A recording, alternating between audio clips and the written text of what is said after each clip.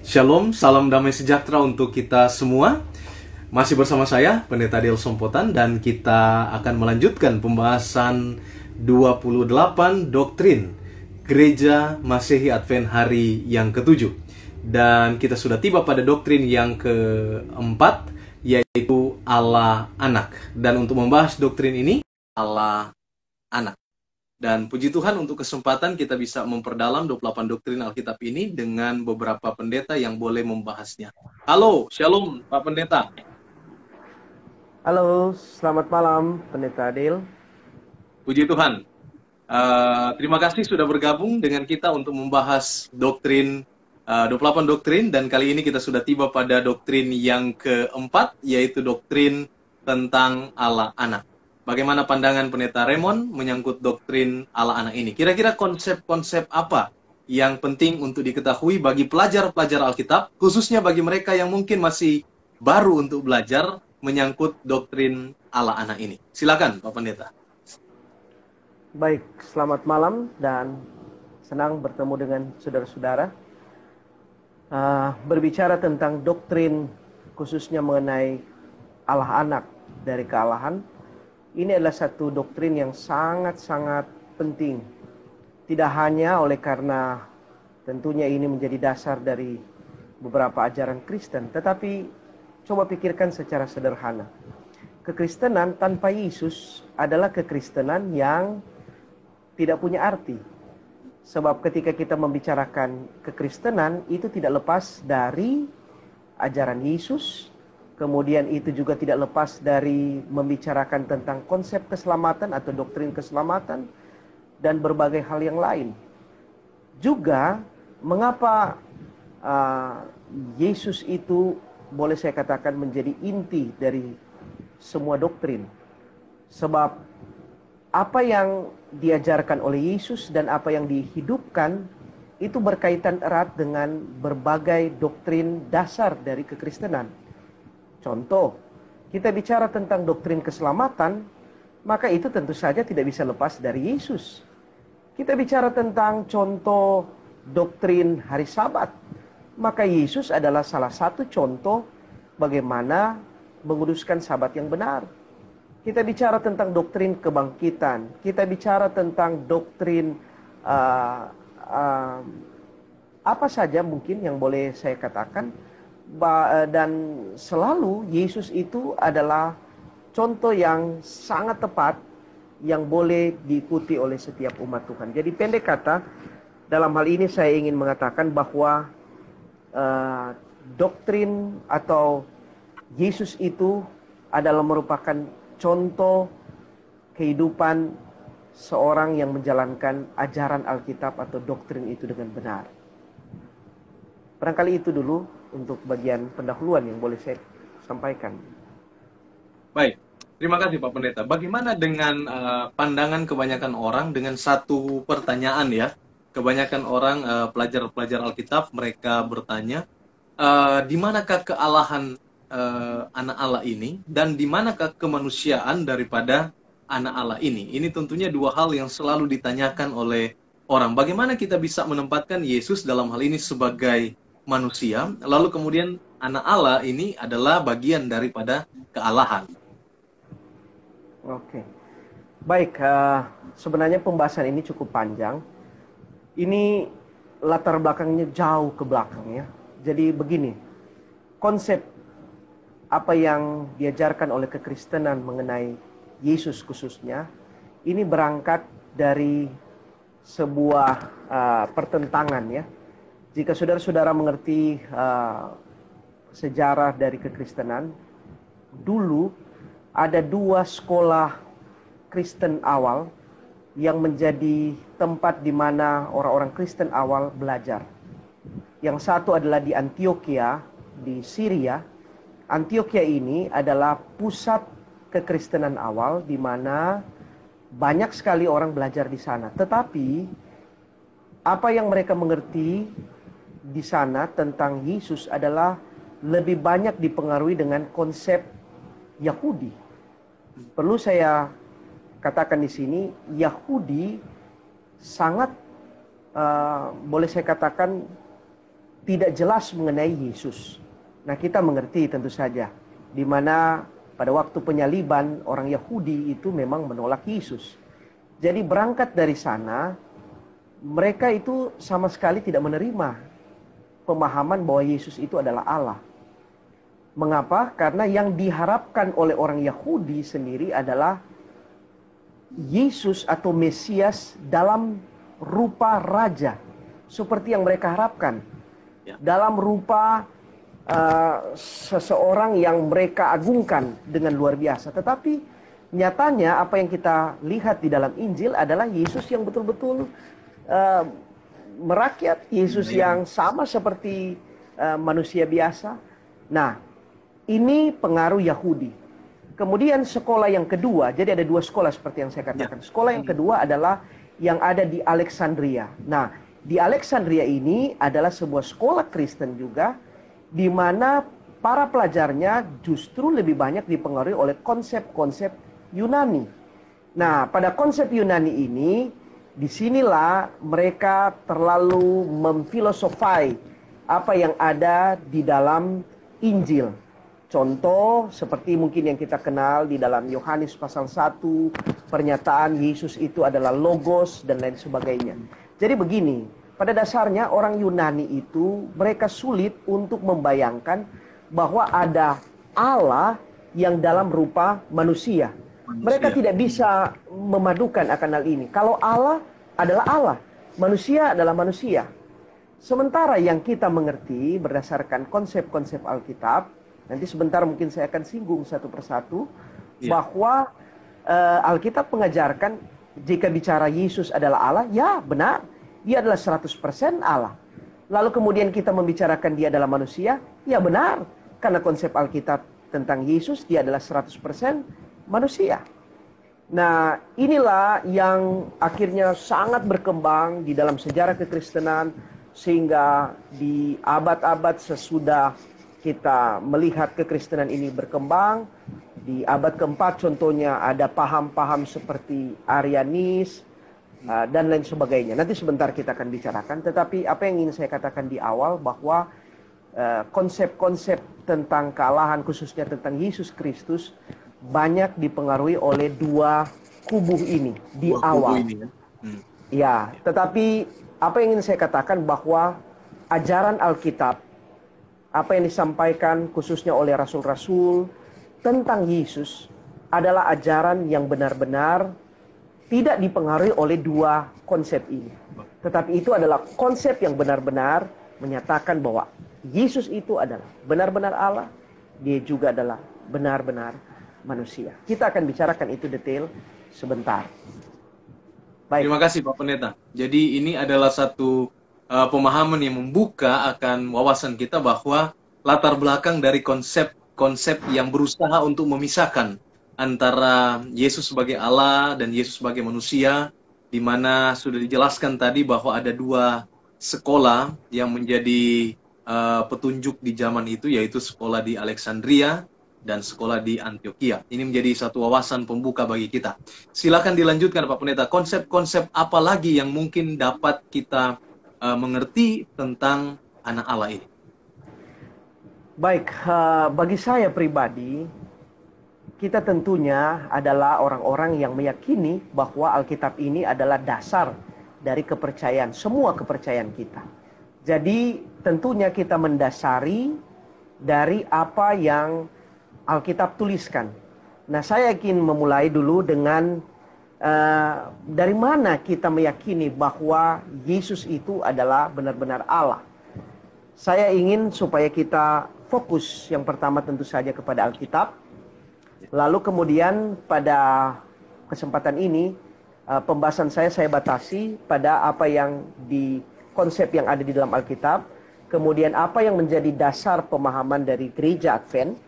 Kemudian yang ketiga adalah apa yang mungkin konsep-konsep ini didukung oleh penulis-penulis Kristen yang dikenal umum. Dari situlah saya ingin memberikan pembahasan pada malam hari ini. Nah, saya ingin mulai dulu dari ketika ada pertanyaan dari mana kita yakin bahwa Yesus adalah Allah. Jadi seperti yang saya katakan, kita kembali ke Alkitab. Jadi Alkitablah dasar pemahaman ini. Alkitab menyatakan bahwa Yesus itu memang adalah Allah. Jadi Alkitab yang menyatakan, konsep dasarnya adalah Alkitab menyatakan bahwa Yesus adalah Allah. Matius pasal 3 ayat 16-17, ayat yang lasin tentu saja kita bicarakan. Jadi perlu saya katakan bahwa khusus mengenai pernyataan bahwa Yesus itu mula-mula bahwa dia adalah Allah, itu dinyatakan jelas pada keempat Injil. Nah, ini perlu saudara-saudara mengerti ya. Di 4 Injil sama-sama menyatakan bahwa pada permulaan Allah sendiri menyatakan bahwa Yesus itu adalah Allah. Mari kita coba lihat di dalam Matius pasal 3 ayat 16-17. Ayat yang lasim ya, yang membicarakan tentang pada waktu Yesus dibaptis, kemudian waktu dia keluar, dan kemudian ada suara yang terdengar dari langit yang menyatakan, inilah anakku, tentu saja Yesus ya, yang kukasihi, kepadanya lah aku berkenan. Jadi seperti yang saya katakan tadi, Markus pasal 1, Lukas pasal 3, Yohanes pasal 1 menyatakan hal yang sama. Kecuali Yohanes yang mungkin tidak lebih spesifik, tapi 3 Injil ini lebih spesifik menyatakan akan kalimat ini. Sebenarnya ada pembahasan secara dilihat dari segi bahasa dan lain sebagainya, tapi saya pikir kita tidak membicarakan itu karena terlalu dalam. Hanya saya ingin membicarakan secara umum bahwa Injil menyatakan Yesus itu adalah Allah. Kemudian yang kedua, dari mana kita yakin bahwa Yesus itu benar-benar Allah? Hal yang kedua adalah pernyataan Yesus sendiri. Pernyataan Yesus sendiri. Ingat, ini harus kita pikirkan secara logika atau secara nalar kita. Bagaimana mungkin seseorang menyatakan dirinya, kemudian kita tahu bahwa orang itu tidak benar. Lalu kemudian kita tidak meyakini akan kata-katanya. Tentu saja ini sesuatu yang sulit kita percaya, bukan? Nah, bayangkanlah ini. Ketika, contoh misalnya, Yesus menyatakan, saya ingin baca mungkin beberapa ayat untuk kita pikirkan di sini. Contoh, di dalam Yohanes pasal 17, ayat 5. Ingat, setiap pernyataan Yesus di dalam Alkitab pada beberapa ayat ini, itu dia sampaikan di muka murid-muridnya, didengar oleh banyak orang. Nah, coba bayangkan pikiran ini ya. Ketika contoh misalnya, Yohanes pasal 17 ayat 5, Yesus menyatakan begini. Oleh sebab itu, ya Bapa, permuliakanlah aku padamu sendiri dengan kemuliaan yang kumiliki di hadiratmu sebelum dunia ada. Ini bicara tentang dua Yesus. Nah, Yesus menyatakan bahwa dia memiliki kemuliaan sebelum dunia ada. Bayangkanlah ini kalau seandainya ini orang yang tidak normal sampaikan. Bisakah kita percaya? Kemudian, ayat yang berikut. Di dalam Yohanes pasal 5, ayat 58. Di mana kalimat ini dengan terbuka Yesus katakan.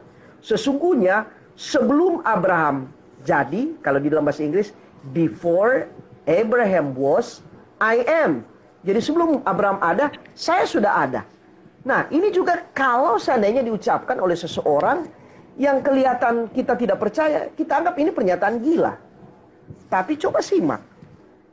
Kalau seandainya pernyataan ini adalah sebuah pernyataan arogan, pernyataan seseorang yang terlalu berlebihan, bisakah 12 orang ini, paling tidak murid-muridnya ini, rela mati untuk seorang yang menyatakan diri sebagai Allah?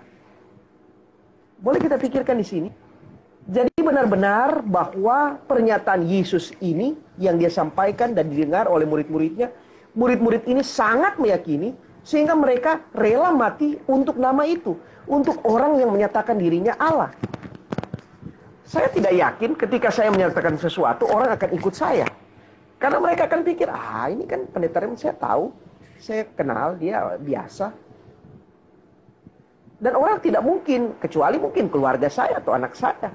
Tetapi ini orang yang tidak bertalian secara darah, lalu kemudian rela mati. 12 ini, kemudian diikuti oleh gelombang yang besar dari kekristenan. Apakah ini, orang semuanya ini gila untuk mengikuti seseorang yang menyatakan diri seperti ini? Jadi dengan demikian kita meyakini bahwa pernyataan Yesus itu benar-benar adalah sesuatu yang benar sehingga layak untuk diikuti. Jadi itu yang kedua. Kemudian yang ketiga adalah nubuatan Alkitab yang menubuatkan tentang Yesus kemudian digenapkan di dalam perjanjian baru atau di dalam ayat-ayat yang dinyatakan di perjanjian baru. Nah, kenapa orang contohnya seperti Paulus yang tadinya begitu militan mendesak akan kekristenan, kita tahu latar belakang Paulus, saya tidak perlu jelaskan di sini. Tetapi pada akhirnya dia mau mengikuti Yesus dengan betul-betul sepenuh hati. Dia adalah orang Yahudi. Dia adalah orang yang memahami apa arti Mesias mungkin dalam konsep orang Yahudi. Tapi akhirnya dia rela mati untuk orang ini, untuk Yesus. Satu hal, karena dia mengerti konsep Alkitab tentang nubuatan siapa Yesus itu, dan apa yang digenapi melalui kehidupannya. Dan kemudian dia banyak menyampaikan tentang siapa Yesus itu. Jadi Alkitab memberikan nubuatan dan Alkitab memberikan pernyataan dari kegenapan nubuatan. Itu yang ketiga. Dan yang keempat, yang mungkin boleh saya katakan adalah yang menguatkan kita. Jadi kalau kita katakan atau ada orang yang menyerang, oh itu paling hanya orang kelompok kita yang menyatakan bahwa dia adalah seperti yang kita pikirkan. Tetapi di luar dari tokoh-tokoh Alkitab, di luar dari mereka yang kita anggap sebagai tokoh-tokoh kekristenan, maka sejarah mencatat ada seorang yang bernama Tacitus. Tacitus ini sekitar tahun 64 Masehi. Dia menyatakan tentang Yesus pada waktu Kaisar Nero sedang membakar akan kota Roma. Kita tahu, saya tidak perlu jelaskan secara detail, tetapi kita tahu ceritanya. Dan pada waktu itu ada pernyataan yang dibuat oleh Tacitus ini menyatakan tentang Yesus. Kemudian ada seorang gubernur yang bertugas di Bitinia di Asia Kecil yang bernama Pliny. Pliny ini pernah menulis surat kepada Kaisar Trajan atau kita kenal dengan nama Trajanus di sekitar tahun 112 Masehi. Dia juga menyebutkan tentang Yesus. Dia bukan orang Kristen, tapi dia nyatakan tentang Yesus. Kemudian ada lagi orang yang lain yang jauh sesudah mereka, kira-kira abad kedua Masehi. Ini penulis Greka, bukan orang Yahudi, bukan orang Roma, tapi penulis Greka. Namanya Lucian of Samosata atau Lucian dari Samosata.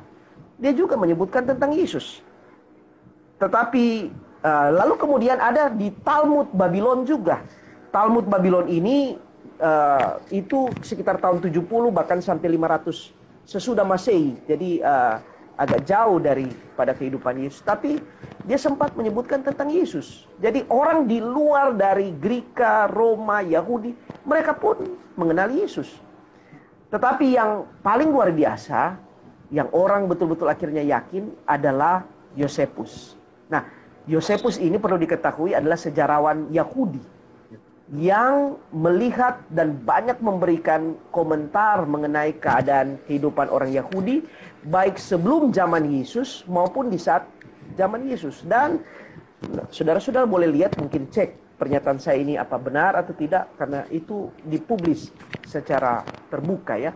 Saudara boleh cek di Google, boleh cek di YouTube, apakah benar Yosefus, seorang sejarawan Yahudi, pernah menyatakan tentang Yesus. Dan saudara akan dapati dia menyatakan siapa figur Yesus yang dia gambarkan sebagai seorang yang luar biasa, yang disalibkan, bahkan dia sebutkan disalibkan di sana, dan kemudian mengalami berbagai hal yang tidak menyenangkan. Jadi pendek kata, di luar Alkitab sendiri ada pendukung-pendukung yang menyatakan tentang Yesus. Nah, itu kira-kira yang meyakinkan kita bahwa apa yang kita percaya tentang Yesus itu adalah Yesus yang memang betul-betul pernah hidup dan nyata. Bukan sesuatu yang hanya sebuah hikayat, hanya sebuah dongeng, atau satu figur yang tidak nyata. Dia adalah oknum yang nyata, yang pernah ada di dunia ini. Terima kasih Pendeta Raymond untuk pembahasannya. Saya kira sudah sangat dalam dan jelas. bagaimana doktrin keempat ini tentang anak Allah sudah dikupas dari dasar Alkitabnya, dari beberapa sumber yang sudah disampaikan tadi, dan juga ada peneguhan dari beberapa source dari sejarah ya, kita bisa sebut saja sejarah seperti Yosefus dan lain-lain, yang meneguhkan bahwa Yesus punya keberadaan yang betul-betul jelas sebagai anak Allah, 100% Allah, dan juga dia adalah 100% manusia. Terima kasih atas penjelasannya, dan semoga saudara-saudara yang menyaksikan akan tayangan ini boleh dicerahkan dengan pembahasan yang sudah disampaikan dan boleh mengerti dengan jelas doktrin keempat dari Gereja Mahasiswa Tuhan Hari ke-7 tentang anak Allah. Tentunya masih banyak lagi hal yang lain, namun paling tidak ini menjadi satu lembaran pembuka untuk kita bisa mengetahui lebih banyak lagi menyangkut doktrin ini. Untuk mengakhiri ini, boleh kita berdoa, Pendeta Raymond? Mari kita berdoa. Kita berdoa. Bapa kami dalam kerajaan surga, kami berterima kasih oleh karena kami boleh bersama-sama di dalam pertemuan ini. Kami memohon kiranya Tuhan akan memberkati kami semua, dan kami percaya bahwa pengetahuan kami tentang Yesus Kristus sangat sederhana. Tapi kami percaya ketika kami boleh melihat kehidupan dan ajaran Yesus yang sesungguhnya, maka itu akan menolong kami untuk memiliki tabiat yang sesuai dengan tabiat Kristus. Kami boleh menjadi manusia yang tidak hanya berpikir hidup untuk diri kami, tetapi juga manusia yang memikirkan tentang orang lain, sama seperti Yesus yang memberikan nyawa dan kehidupannya untuk keselamatan orang lain. Kami rindu kami boleh bertumbuh di dalam iman ini. Untuk itu kami bersyukur atas pengenalan kami terhadap Yesus Kristus. Terima kasih Tuhan, kami menyerahkan hidup ini ke dalam tangan-Mu di dalam nama Yesus, Juru Selamat dan Penebus kami. Amin. Amin. Terima kasih Pendeta Raymond, Tuhan kiranya memberkati bersama dengan keluarga. Baik.